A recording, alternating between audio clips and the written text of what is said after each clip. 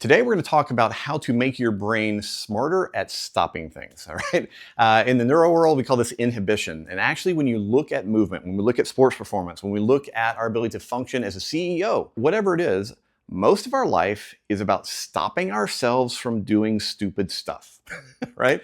And that is actually a result of what we call executive function. A lot of that has to do with our frontal lobe. We tell people one of its primary jobs is inhibiting the rest of the brain. So in other words, stopping us from doing things more reflexively, more primally, and this allows us to make plans. It also plays a huge role in movement and pain, because whenever we look at people who are great movers and great athletes, they are often extremely responsive to the smallest stimuli so that they can change their plans immediately. And that requires a lot of inhibition. A lot of people that have listened to us for years, they know we talk about brains and neurons. We say the brain needs two things to stay alive. It needs fuel and needs activation. Well, activation sounds like we're always turning stuff on. Well, in fact, when we talk about activation, it is a blend of turning on the right things and turning off the right things. Right? So it's really activation and inhibition, but we shorten it because it sounds cooler. But in terms of making ourselves better athletes, better movers, better coaches, better people, we want to continually be challenging our ability to inhibit. Today, we're going to focus on a super simple way to work on inhibitory control with movement using a coach. So Micah is here. She's behind the camera.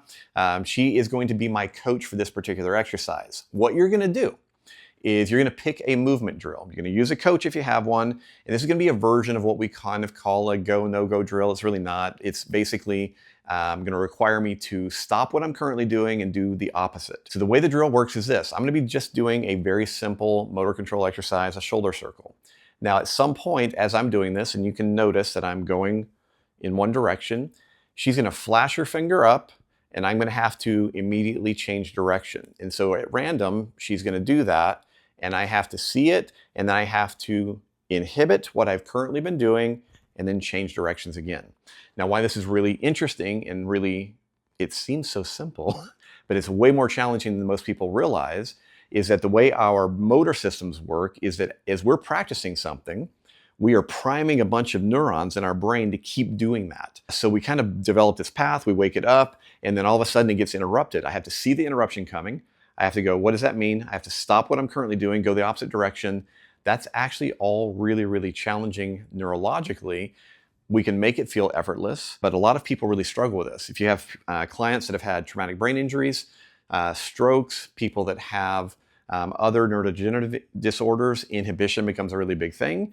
And we will also see often inhibitory issues with people with pain. So this is something I want you to start adding into your training. You can do it with literally any exercise.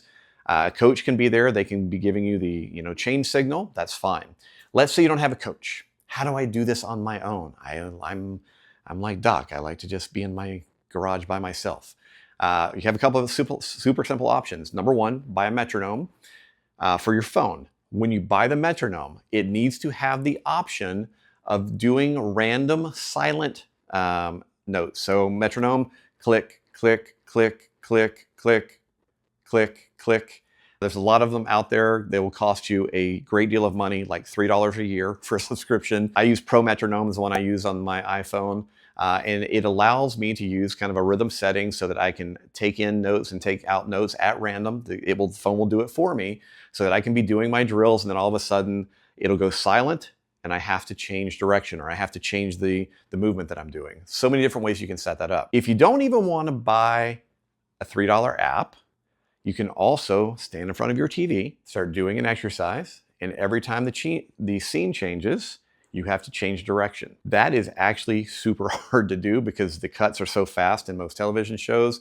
You'll be every 2.5 to 3 seconds or even faster, you'll have to alter the directions that you're going. There's no money associated with this, but the ability to inhibit motion on demand in any area of your body is an enormously important skill, something I recommend that you work on a lot. Just want to make sure you were kind of aware of this particular idea. I think it's a great one to include in any form of movement coaching, pain work, rehabilitative work.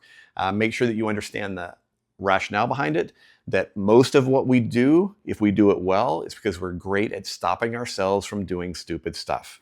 And that is a skill that we can train in a lot of different ways. If you are new to Z Health, we are a brain-based education company. We specialize in coaching doctors, coaches, and therapists from all over the world. We have people in about 115 different countries now, over 5,000 certified trainers.